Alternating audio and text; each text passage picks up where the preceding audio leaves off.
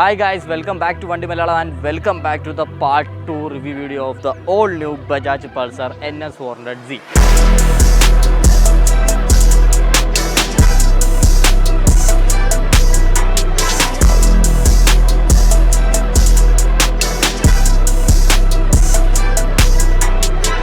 So first പാർട്ടിൽ നമ്മൾ വണ്ടിയുടെ കംപ്ലീറ്റ് വോക്ക് അറൗണ്ട് വീഡിയോ ആണ് ചെയ്തത്. അതായത് അതിൽ നമ്മൾ ഒപ്പീനിയൻസ് ഒന്നും പറയുന്നില്ല, വണ്ടിക്കകത്ത് എന്തൊക്കെയാണ് കാര്യങ്ങൾ വന്നിരിക്കുന്നത് എന്നുള്ളൊരു കംപ്ലീറ്റ് വോക്ക് അറൗണ്ട് ആണ്.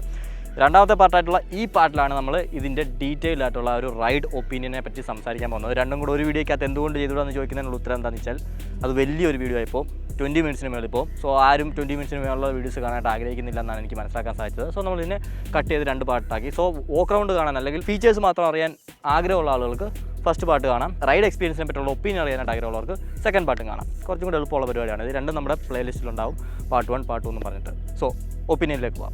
ഇപ്പോൾ ഈ വണ്ടിയിൽ വരുന്ന ഒരു 349 cc single cylinder liquid cooled DOHC എഞ്ചിനാണ്. അത് മാക്സിമം 40 bhp പവറും അതുപോലെ 33.5 Nm ഓഫ് ടോർക്കും പ്രൊഡ്യൂസ് ചെയ്യുന്നുണ്ട്. 400 cc വെച്ച് നോക്കുമ്പോഴത്തേക്ക് അത് ഏകദേശം 3 bhpയും അതുപോലെ തന്നെ 3.5 Nm ടോർക്കുമാണ് കുറവ് സംഭവിച്ചിരിക്കുന്നത്. ആക്ച്വലി ആ ഒരു കുറവെന്ന് പറയുന്നത് ഈ ഒരു വണ്ടിയെ സംബന്ധിച്ച് അതൊരു വലിയ കുറവായിട്ട് കാണേണ്ട കാര്യമില്ല. കാരണം 373 cc എഞ്ചിനിൽ നിന്ന് ഇത് 349 മാറുമ്പോൾ ആ CC വളരെ ചെറിയൊരു കുറവ് മാത്രമാണ്. എഞ്ചിൻ്റെ ആ ഒരു സ്ട്രോക്ക് കുറച്ചുകൊണ്ടാണ് ബജാജ് അത് അച്ചീവ് ചെയ്തിരിക്കുന്നത്. ഓൾറെഡി നല്ല റിഫൈൻഡ് ആയിട്ടുള്ള എഞ്ചിനായിരുന്നു, അതിനെ കുറേ കൂടെ റിഫൈൻ ആക്കാനായിട്ട് സാധിച്ചിട്ടുണ്ട്. കാരണം ആ ഒരു സ്ട്രോക്ക് കുറയുമ്പോഴത്തേക്ക് വണ്ടി കുറച്ചും കൂടെ സ്മൂത്ത് ആവും. എന്നാൽ പവറിൽ മാറ്റം വന്നിട്ടില്ല. ആദ്യത്തേത് 40 ആയിരുന്നു, പിന്നെ അത് 43 അപ്ഗ്രേഡ് ചെയ്തു, പിന്നെ അതിൽ നിന്ന് ഇപ്പോൾ വീണ്ടും 40 കൊണ്ടുവന്നിരിക്കുന്നു എന്നുള്ളതാണ് വ്യത്യാസം. എന്തായാലും ഇതൊരു പ്രോപ്പർ 40 bhp ബൈക്കായിട്ട് തന്നെ നമുക്ക് കൺസിഡർ ചെയ്യാവുന്നതാണ്. നമ്മുടെ ഇന്ത്യൻ റോഡ്സിൽ വൺ ഓഫ് ദ ബെസ്റ്റ് കാറ്റഗറിയാണ് ആ ഒരു 40 bhp എന്ന് പറയുന്നത്. ഓൾമോസ്റ്റ് എല്ലാ റൈഡിംഗ് കണ്ടീഷനിലും നിങ്ങൾക്ക് ഇത് യൂസ് ചെയ്യാം. എല്ലാ റൈഡിംഗ് സിനേറിയോസും നമുക്ക് ഇതിൽ ചെയ്യാൻ സാധിക്കും. സിറ്റി റൈഡ്സ് ആയിക്കോട്ടെ, ലോക്കൽ കമ്മ്യൂട്ട്സ് ആയിക്കോട്ടെ, ഹൈവേ ടൂറിങ്സ് ആയിക്കോട്ടെ, അത്യാവശ്യം പൊട്ടിപ്പൊളിഞ്ഞ റോഡിൽ കൂടെ പോകാനാണെങ്കിലും വലിയ പ്രശ്നമില്ലാത്തൊരു മോട്ടോർ സൈക്കിളായിട്ടാണ് എനിക്കിത് ഫീൽ ചെയ്തത്. എല്ലാവർക്കും ഉള്ളൊരു വലിയ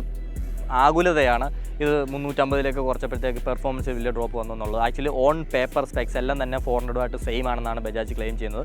അത് നമുക്ക് വണ്ടി ഓടിക്കുമ്പോഴും മനസ്സിലാക്കും. ഇതിൻ്റെ 0 to 60, 0 to 100, 0 to top speed ഒക്കെ തന്നെ നല്ല എൻഗേജിങ് ആയിട്ട് തന്നെയാണ് ഈ ഒരു വണ്ടിയിൽ നമുക്ക് ഫീൽ ചെയ്യുന്നത്. എങ്ങും അതിൻ്റെ ആ ഒരു ഡ്രോപ്പ് സംഭവിച്ചായിട്ടുള്ള ഫീൽ നമുക്ക് പവറിൽ ആക്ച്വലി ഇതിൽ തോന്നില്ല എന്നുള്ളതാണ് സത്യം. അത് ഫ്യൂലിങ്ങിലൂടെയാണ് അവരത് അച്ചീവ് ചെയ്തിരിക്കുന്നതെന്നാണ് ബജാജ് അവകാശപ്പെടുന്നത്. എന്തായാലും ഓൺ റോഡ് ഓടിക്കുമ്പോൾ നമുക്ക് അങ്ങനെ മോശം പറയാനും വേണ്ടിയിട്ടുള്ള ഒരു കുറവോ കാര്യങ്ങളൊന്നും തന്നെ ഇതിൽ സംഭവിച്ചിട്ടില്ല. ഇപ്പോഴും നല്ല ആ ഒരു പഞ്ച് കിട്ടുന്നുണ്ട്. പ്രത്യേകിച്ച് ആ മിഡ് റേഞ്ചിലാണിത് നല്ല വലിക്കും up till the top end. അത്യാവശ്യം നല്ല സ്മൂത്തായിട്ട് തന്നെ ഇപ്പോൾ വലിക്കുന്നുണ്ട്. വലിയ വൈബ്രേഷൻ ഇഷ്യൂസ് ഒന്നും തന്നെ ഇതിൽ നമുക്ക് ഫീൽ ചെയ്യില്ല. കമ്പയറിങ് ടു ഇപ്പോൾ വന്നിട്ടുള്ള RTXോ അല്ലെങ്കിൽ ടി വി എസിൻ്റെ 310 മോഡൽസോ അല്ലെങ്കിൽ റോയൽ എൻഫീൽഡിൻ്റെ ഗറില എടുത്ത് നോക്കിയാൽ അതിനെയൊക്കെ വെച്ച് കമ്പയർ ചെയ്യുമ്പോഴത്തേക്ക് much more smoother and linear ആയിട്ടുള്ള ഒരു എഞ്ചിനാണ് ഇതിൽ വന്നിരിക്കുന്നത്. അതുകൊണ്ട് തന്നെ നമുക്ക് ഡെയിലി ഉപയോഗിക്കാനും നല്ല സുഖമാണിത്. എന്നാൽ നമുക്ക് പൊളിച്ചോടിക്കാനും നല്ല സുഖമായിട്ടുള്ളൊരു എഞ്ചിനാണിത്. ഈ ഒരു കാറ്റഗറിയിൽ ഈ എഞ്ചിൻ അല്ലാണ്ട് മറ്റ് എഞ്ചിൻസ് ഒന്നും ഇത്രയും നല്ല ഒരു സ്മൂത്ത്നെസ് തരുന്നതായിട്ട് എനിക്ക് ഇതുവരെ ഫീൽ ചെയ്തിട്ടില്ല. സത്യം പറഞ്ഞാൽ ഈ ഒരു പ്രൈസ് പോയിന്റിന് ഈ ഒരു വണ്ടി തരുന്ന വാല്യൂ എന്ന് പറയുന്നത് ഇതിൻ്റെ പെർഫോമൻസ് തന്നെയാണ്. ബാക്കി കാര്യങ്ങളൊക്കെ നിങ്ങൾ വിട്ടേക്ക്, ഇതിനകത്ത് വരുന്ന ടെക്കോ ഫീച്ചേഴ്സോ എല്ലാം നിങ്ങൾ വിടുക. ഈ പ്രൈസിന് ഇത്രയും പെർഫോമൻസ് നിങ്ങൾക്ക് വേറൊരു ബ്രാൻഡിൽ നിന്ന് കിട്ടുന്നില്ല എന്നുള്ളതാണ് ഈ ഒരു വണ്ടി ഇത്ര ഹൈലൈറ്റ് ചെയ്തായിട്ടുള്ളൊരു കാര്യം എന്ന് പറയുന്നത്. കാരണം 40 ഹോഴ്സ് പവർ നിങ്ങൾക്ക് ഈ ഒരു പ്രൈസിന് വേറെ ഒരു ബ്രാൻഡും ഇപ്പോൾ ഓഫർ ചെയ്യുന്നില്ല. പിന്നെ ഇതിലെനിക്ക് തോന്നിയൊരു പ്ലസ് പോയിന്റ് ഇതിൻ്റെ കംഫർട്ട് എന്ന് പറഞ്ഞാൽ ഇതിൻ്റെ സസ്പെൻഷൻ ട്യൂണിങ്ങിൻ്റെ ഈ സീറ്റിംഗ് പോസ്റ്ററിൻ്റെ ഒക്കെ തന്നെ ഒരു കംഫർട്ട്. സീറ്റിംഗ് പോസ്റ്റർ ഒരുപാട് കംഫർട്ടബിൾ ആണെന്ന് ഞാൻ പറയില്ല. നമ്മളൊരു പ്രോപ്പർ സ്ട്രീറ്റ് ബൈക്കിലിരിക്കുന്ന ഫീലിലാണ് ഇരിക്കുന്നത്. നമ്മുടെ കാല് കുറച്ച് പുറകോട്ടാണ്, നമ്മുടെ ഹാൻഡിൽ ബാറിലേക്ക് കുറച്ച് മുന്നോട്ടേക്ക് ആഞ്ഞ് വേണം പിടിക്കാൻ. നമ്മുടെ കൈക്ക് വലിയ ബെൻഡ് വരില്ല. നമ്മൾ ഓൾമോസ്റ്റ് ഇങ്ങനെ ഒരു സ്ട്രീറ്റ് ഫൈറ്റർ മോഡലാണ് ഇരിക്കുന്നത്. പക്ഷേ അത് സിറ്റിക്കകത്ത് ഓടിക്കാൻ ഭയങ്കര സുഖമാണ്. നിങ്ങൾക്ക് ട്രാഫിക് ഫിൽറ്ററിങ്ങിൽ ഭയങ്കര കോൺഫിഡൻസ് തരും. അതുപോലെ തന്നെ ബ്രേക്കിംഗ് ടൈമിൽ നല്ല കോൺഫിഡൻസ് തരും. നിങ്ങൾ ഒത്തിരി ഷിഫ്റ്റ് ആവില്ല അങ്ങോട്ടും ഇങ്ങോട്ടും ഒന്നും തന്നെ. അതുപോലെ തന്നെ ആ ഒരു ഇരിപ്പിൽ നമുക്ക് ടാങ്കിനെ നല്ല രീതിക്ക് നമ്മുടെ തൈസ് കൊണ്ടും നീസ് കൊണ്ടും ഗ്രിപ്പ് ചെയ്ത് പിടിക്കാനും പറ്റുന്ന പോലെയാണ് ആ ഒരു സീറ്റിൻ്റെയും ടാങ്കിൻ്റെ ആ ഒരു ചേരുന്ന ഡിസൈനും വന്നിട്ടുള്ളത്. അതെനിക്ക് ഒരുപാട് ഇഷ്ടപ്പെട്ടു. കാരണം വണ്ടിയിൽ നല്ല കോൺഫിഡൻസ് ഒരു കംഫർട്ട് ഫീൽ ചെയ്യുന്നുണ്ട്. എന്നാൽ ഈ ഒരു ഇരിപ്പിൽ എനിക്ക് അത്യാവശ്യം ലോങ് പോകാമെന്നുള്ളൊരു കോൺഫിഡൻസും തോന്നുന്നുണ്ട്. ഇതിപ്പോൾ മീഡിയ ഡ്രൈവിൽ നമുക്ക് അധികം ദൂരം ഈ വണ്ടി ഓടിക്കാനായിട്ട് സാധിച്ചിട്ടില്ല. പക്ഷേ ഓടിച്ചത്രയും വെച്ചിട്ട് എനിക്ക് തോന്നുന്നതെന്ന് പറഞ്ഞാൽ നമുക്ക് അത്യാവശ്യം ലോങ് വേണമെന്നുണ്ടെങ്കിൽ ഇതിലിരുന്ന് പോകാം. വിൻഡ് ബ്ലാസ്റ്റിൻ്റെ ഒരു കാര്യം മാത്രം ശ്രദ്ധിച്ചാൽ മതി എന്നുള്ളതാണ്. അതും ഒരു 110 ആകുമ്പോഴാണ് നമുക്ക് അത് അനോയിങ് ആയിട്ടുള്ള രീതിയിൽ കൂടുന്നതായിട്ട് എനിക്ക് ഫീൽ ചെയ്തുള്ളൂ. അതിന് താഴോട്ടൊക്കെയുള്ള സ്പീഡ്സൊക്കെ നമുക്ക് അത്യാവശ്യം കംഫർട്ടബിളായിട്ട് തന്നെ ആ ഒരു ഇരിപ്പിൽ ഇൻ്റർ സ്റ്റേറ്റ് ട്രാവൽസൊക്കെ തന്നെ ചെയ്യാൻ സാധിക്കുന്ന തരത്തിലാണ് ഈ വണ്ടിയുടെ ഇരിപ്പ് വശവും ഇതിൻ്റെ കംഫർട്ടും കാര്യങ്ങളൊക്കെ വന്നിട്ടുള്ളത്. Next thing is the tyres. ഇതിൽ വന്നിരിക്കുന്നത് ഇപ്പോൾ അപ്പോളോ ആൽഫ H1 ടയർസാണ്. ഇതിൻ്റെ ലാസ്റ്റ് അപ്ഡേറ്റ്, അതായത് 400 ആയിരുന്നപ്പോൾ ഉള്ള അപ്ഡേറ്റിൽ തന്നെ ബജാജ് കൊണ്ടുവന്നൊരു കാര്യമാണ് Apollo Alpha H1 radial tyres front and back കൊടുത്തു എന്നുള്ളത്. ഇതിൻ്റെ പെർഫോമൻസിന് ഇത് അത്യാവശ്യമാണ് ഈ ഒരു വണ്ടിക്ക്. അതുകൊണ്ട് തന്നെ നിങ്ങൾക്ക് ഇപ്പം ഈ ഒരു പ്രൈസിൽ തന്നെ സ്റ്റോക്ക് ബൈക്കിൽ തന്നെ സ്റ്റോക്ക് ടയേഴ്സ് നല്ലത് കിട്ടുക എന്ന് പറയുന്നത് ഭയങ്കര ചുരുക്കമുള്ളൊരു സംഭവമാണ്. അതും ഈ ഒരു വണ്ടിയിൽ അടിപൊളിയാണ് വന്നിട്ടുള്ളത്. ഇതിൻ്റെ പെർഫോമൻസ് അനുസരിച്ചുള്ള ടയർ തന്നെ ഇതിൽ കൊടുത്തിട്ടുള്ളത്. നമുക്ക് ഇപ്പം ഹൈ സ്പീഡ്സ് എടുക്കുന്ന സമയത്താണെങ്കിലും പെട്ടെന്നൊന്ന് ബ്രേക്ക് ചെയ്യേണ്ട സമയത്താണെങ്കിലും കോർണേഴ്സ് എടുക്കുന്ന സമയത്താണെങ്കിലും ഒക്കെ വണ്ടിയിൽ നിന്ന് കിട്ടുന്ന ഒരു ഗ്രിപ്പ് എന്ന് പറയുന്നത് അടിപൊളിയാണ്. നിങ്ങൾക്ക് ഗ്രിപ്പ് ലൂസായിട്ടൊരു പ്രശ്നം വരും എന്നുള്ളത് ഇതിലങ്ങനെ നമുക്ക് ഫീൽ ചെയ്യാറില്ല. സോ നല്ല ടയേഴ്സ് തന്നെയാണ് ഇതിൽ സ്റ്റോക്ക് കൊടുത്തിരിക്കുന്നത്. അതും എനിക്കിതിൽ ഒരുപാട് ഇഷ്ടപ്പെട്ടൊരു കാര്യമാണ്. ഇനി ഷാസിയുടെ ഒരു കമ്മ്യൂണിക്കേഷൻ, ഈ ഷാസിയുടെ ഒരു ഫീൽ എന്ന് പറയുന്നത് അടിപൊളിയാണ്. നമുക്ക് ഡൊമിനറിൽ വന്നിട്ടുള്ള അതേ പെരിമീറ്റർ ഫ്രെയിം തന്നെയാണ് ഇതിലേക്ക് വെച്ചിരിക്കുന്നത്. എന്നാൽ ഡൊമിനറിനേക്കാൾ ഇത് ലൈറ്റ് ആണെന്നുള്ളതാണ് മറ്റൊരു പ്രത്യേകത. ഡൊമിനറിനേക്കാൾ ഓൾമോസ്റ്റ് ഒരു 15 kg കൂടെ വെയിറ്റ് കൂടുതലുണ്ട്. എന്നാൽ ഇതിന് അതില്ല, ലൈറ്റ് ഫീൽ വരും. എന്നാൽ ആ ഒരു ഷാസിയുടെ ആ ഒരു സ്റ്റിഫ്നെസ്സും അതിൻ്റെ ആ ഒരു റെസ്പോൺസ് നമുക്ക് നല്ല രീതിക്ക് ഈ ഒരു വണ്ടിയിലും ഫീൽ ചെയ്യാൻ സാധിക്കുന്നതാണ്. ഫിറ്റ് ഫിനിഷ്, ബിൽഡ് ക്വാളിറ്റി ഒക്കെ തന്നെ എനിക്ക് പഴയ ബജാജ് ബൈക്കുകളെക്കാളും ഭയങ്കര ഇമ്പ്രൂവ്ഡ് ആയിട്ട് ഫീൽ ചെയ്യുന്നുണ്ട്. നല്ല ഒരു പ്രീമിയം ഫീൽ നമുക്ക് ബൈക്കിൽ നിന്ന് കിട്ടുന്നുണ്ട്. പ്രത്യേകിച്ച് കമ്പയറിംഗ് ടു ദ NS200 കുറച്ചും കൂടി ഒരു സോളിഡ്ലി ബിൽഡ് ഫീൽ നമുക്ക് ഈ ഒരു ബൈക്കിൽ നിന്ന് എനിക്ക് ഫീൽ ചെയ്യാൻ സാധിച്ചിട്ടുണ്ട്. അത്രയൊക്കെ കാര്യങ്ങളാണ് എനിക്കിത് ഇഷ്ടപ്പെട്ടതെന്ന് പറയാനുള്ളത്. So it's A powerful engine, well handling motor cycle and really comfortable for all day use and highway use also. ഇനി ഡൗൺ സൈഡിലേക്ക് വരാം. ഒന്ന് സ്റ്റെബിലിറ്റി. ഇത് ആക്സിലറേറ്റിംഗ് ടൈമിലും ഡീസിലറേറ്റിംഗ് ടൈമിലും അത്യാവശ്യം അൺസ്റ്റേബിളായിട്ട് എനിക്ക് ഫീൽ ചെയ്തിട്ടുണ്ട് പലയിടങ്ങളിലും. അൺസ്റ്റേബിൾ എന്ന് പറയുമ്പോഴത്തേക്ക് വണ്ടി നമ്മുടെ കയ്യിൽ നിന്ന് പോകുന്ന രീതിക്കുള്ള അൺസ്റ്റെബിലിറ്റി എന്നല്ല ഞാൻ പറയുന്നത്. But comparing to the other vehicles in this class ഇത് കുറച്ച് ഒരു അൺസ്റ്റെബിലിറ്റി കാണിക്കുന്നുണ്ട്. പ്രത്യേകിച്ച് നമ്മൾ നല്ല അഗ്രസീവായിട്ട് ആക്സിലറേറ്റ് ചെയ്യുന്ന സമയത്ത് ഇങ്ങനെ ഒന്ന് പൊളയ്ക്കും.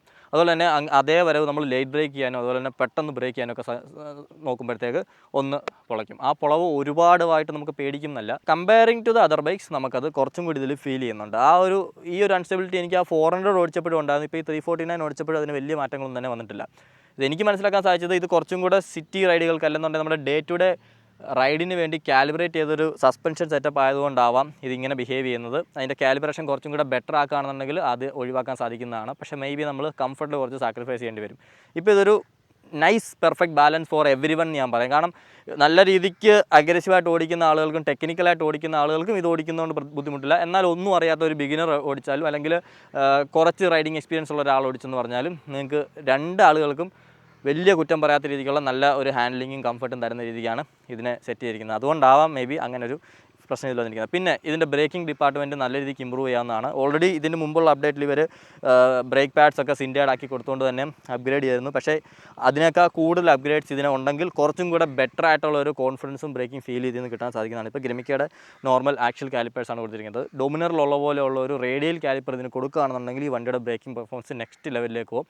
ഇപ്പോൾ ഉള്ളതുകൊണ്ട് വണ്ടിയെ നിർത്താൻ പറ്റില്ലെന്നോ നമുക്ക് കോൺഫിഡൻസ് കിട്ടില്ലെന്നോ അല്ല പറയുന്നത്. പക്ഷേ അവിടെ കുറച്ച് റൂം ഫോർ ഇമ്പ്രൂവ്മെൻറ്റ്സ് ഉണ്ട് എന്നുള്ളതാണ് എനിക്കിതിൽ ഫീൽ ചെയ്തത്. ഈ രണ്ട് കാര്യങ്ങൾ ഒഴിച്ച് നിർത്തിക്കഴിഞ്ഞാൽ എനിക്കിതിനെ ഒരു കുറ്റവും പറയാനില്ല. കാരണം ഈ ഒരു പ്രൈസിന് നമുക്ക് ഈ വണ്ടിയെ കുറ്റം പറയാനേ സാധിക്കില്ല. 2,25,000 ഇത്രയും പവറും ഇത്രയും പെർഫോമൻസും കംഫർട്ടും കൂടെ കിട്ടുമ്പോഴത്തേക്ക് നമുക്ക് പിന്നെ ഇതിൽ എന്തെങ്കിലുമൊക്കെ പറയാമെന്ന് പറയുന്നത് ആക്ച്വലി ശരിയുള്ളൊരു കാര്യമല്ല. ഇതിനെ ഓവർ പ്രൈസ് അല്ലെങ്കിൽ കുറച്ചും കൂടെ പ്രൈസ് ചെയ്തിരുന്നുണ്ടെങ്കിൽ നമുക്ക് പറയാമായിരുന്നു. പക്ഷേ ഈ ഒരു പ്രൈസിന് ആക്ച്വലി ഇത് നല്ല ഒരു പാക്കേജ് എന്ന് തന്നെയാണ് എനിക്ക് പറയാനുള്ളത്. ഇതിന് മെയിനായിട്ട് കോമ്പറ്റീറ്റേഴ്സായിട്ട് വരുന്നത് നമ്മുടെ ഗൊറില്ല 400, അപ്പാഷെ RTR 310, അതുപോലെ തന്നെ ബജാജിൻ്റെ തന്നെ KTM ഡ്യൂക്ക് 390 പോലെയുള്ള കാര്യങ്ങളാണ്. അപ്പോൾ ആ വണ്ടികളുമായിട്ട് കമ്പയർ ചെയ്യുമ്പോഴത്തേക്ക് ഇത് അപ്പാഷയെക്കാളും കുറച്ചും കൂടെ നമുക്ക് പെർഫോമൻസ് ഫീൽ ചെയ്യും. പ്രത്യേകിച്ച് ഒരു 100 കഴിഞ്ഞുള്ള പുള്ളികളൊക്കെ ഈസി ആയിട്ട് ഇതൊരു 160 ഒക്കെ ക്ലോക്ക് ചെയ്യുന്ന വണ്ടിയാണ്.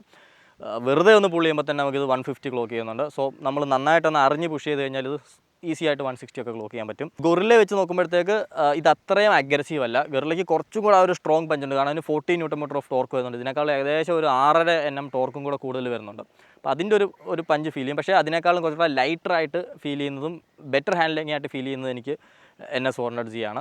പിന്നെ നോക്കുകയാണെന്നുണ്ടെങ്കിൽ ഡ്യൂക്ക്, ഓഫ് കോഴ്സ് ഡ്യൂക്കിനെ ബീറ്റ് ചെയ്യാനായിട്ട് സാധിക്കില്ല ഈ ഒറ്റ വണ്ടിക്ക്. ഈ ഒരു സെഗ്മെൻറ്റിൽ ഡ്യൂക്ക് തരുന്ന പെർഫോമൻസ്, ഹാൻഡ്ലിംഗ്, ബ്രേക്കിംഗ് എന്നൊക്കെ പറയുന്നത് ടോപ്പ് ക്ലാസ് ആണ്. സോ അതിനനുസരിച്ച് നിങ്ങൾ അതിന് പ്രൈസും പേ ചെയ്യേണ്ടി വരും. പക്ഷേ ഓൾമോസ്റ്റ് സിമിലർ ടു ഡ്യൂക്ക് ഒരു എക്സ്പീരിയൻസ് നിങ്ങൾക്ക് വേണമെന്നുണ്ടെങ്കിൽ ഈ ഒരു ബൈക്കിലാണ് നിങ്ങൾക്ക് അത് കിട്ടാൻ പോകുന്നത്. കാരണം ഈ എഞ്ചിൻസ് ഒക്കെ തന്നെ സിമിലർ എഞ്ചിൻസ് ആണ്, ഓൾമോസ്റ്റ് സിമിലർ പെർഫോമൻസും തരും. പക്ഷേ KTMൻ്റെതായിട്ടുള്ളൊരു ക്യാരക്ടർ നിങ്ങൾക്ക് വേണമെന്നുണ്ടെങ്കിൽ ഡ്യൂക്ക് തന്നെ വാങ്ങിക്കേണ്ടതായിട്ടുണ്ട്. സോ അത്രയാണ് എനിക്ക് ഓവറോൾ ഈ ഒരു NS400Gയെ പറ്റിയിട്ടുള്ളൊരു റൈഡിങ് ഒപ്പീനിയൻ എന്ന് പറയുന്നത്. എന്തായാലും ഇതിനൊരു ലോങ് ഹൈവേ ടൂറിങ്ങിന് കിട്ടുകയാണെന്നുണ്ടെങ്കിൽ അത് നമുക്ക് ഓടിച്ച് നോക്കിയിട്ട് എത്രത്തോളം ദൂരം നമുക്ക് ഇതിനെ പുഷ് ചെയ്യാൻ പറ്റും, അല്ലെങ്കിൽ എത്രത്തോളം ദൂരം നമുക്ക് ഇതിനെ കംഫർട്ടബിളായിട്ട് പോകാൻ പറ്റും എന്നൊക്കെയുള്ള കാര്യങ്ങൾ നമുക്ക് ആ ഒരു വീഡിയോയിൽ കവർ ചെയ്യാം. എന്തായാലും ഇത് വാങ്ങാൻ ആഗ്രഹിക്കുന്ന ആരെങ്കിലും ഉണ്ടെങ്കിൽ തീർച്ചയായിട്ടും എന്താണ് നിങ്ങളുടെ എക്സ്പെക്ടേഷൻ ഈ വണ്ടിയെ പറ്റി എന്നുള്ളത്, നിങ്ങളുടെ അഭിപ്രായം എന്നുള്ളതും തീർച്ചയായിട്ടും കമൻറ്റ് ചെയ്യുക. വാങ്ങിച്ചാരെങ്കിലും ഉണ്ടെങ്കിൽ എങ്ങനെയുണ്ട് നിങ്ങളുടെ ആ ഒരു യൂസർ എക്സ്പീരിയൻസ് എന്നുള്ളതും തീർച്ചയായിട്ടും കമൻറ്റ് ചെയ്യുക. വാങ്ങാൻ നിങ്ങളുടെ ഫ്രണ്ട്സിനൊക്കെ തന്നെ ഈ വീഡിയോ ഇപ്പോൾ തന്നെ ഷെയർ ചെയ്ത് കൊടുക്കുക. അടുത്തൊരു വീഡിയോയിൽ കാണാം. വീഡിയോ ഇഷ്ടപ്പെട്ടെങ്കിൽ ലൈക്ക് ചെയ്യുക. See you in the next one.